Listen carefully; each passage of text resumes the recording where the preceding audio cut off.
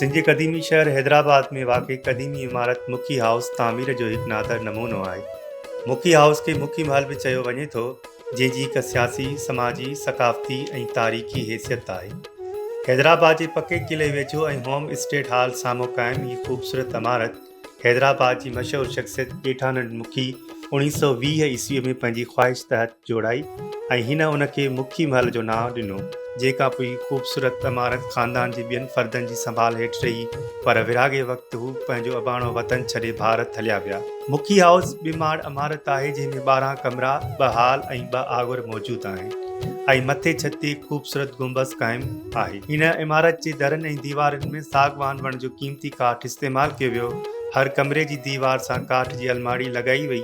इमारत में ख़ूबसूरत शीशनि जा रोशनदान लॻाया विया।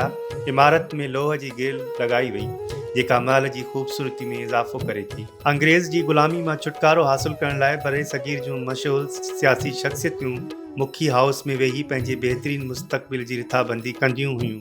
विरहाङे बाद ख़ूबसूरत पत्थर ऐं मार्बल सां ठहियल ही ख़ूबसूरत महल केतिरे वक़्त ताईं बंदि रहियो। पोइ हिन तारीख़ी इमारत में नियाणियुनि जो स्कूल क़ाइमु कयो वियो।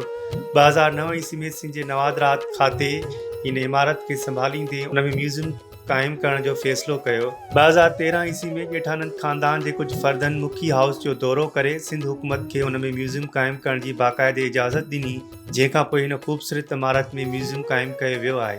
इमारत जे हेठिएं हिसे में सिंध जी तारीख़, तहज़ीब ऐं सक़ाफ़त सां लाॻापियल क़ीमती शयूं रखियूं वियूं आहिनि ऐं उन सां गॾु हैदराबाद जी सियासी, समाजी, अदबी शख़्सियतुनि जूं तस्वीरूं लॻायूं वियूं आहिनि। इमारत जे मथिएं हिसे में ॻेठानंद ख़ानदान जूं तस्वीरूं, फर्नीचर ऐं ॿियो सामान रखियो वियो आहे, जंहिंखे ॾिसंदे उन दौर जो चङी रीति ख़बर पइजी वञे थी। सिंध जे क़दीमी शहर हैदराबाद जी हीअ क़दीमी इमारत रुॻो हिकु भेरो न पर बार बार ॾिसण वटां आहे, जंहिंसां सिंध जी तारीख़, सक़ाफ़त ऐं सिंध जी तहज़ीब जुड़ियल आहे।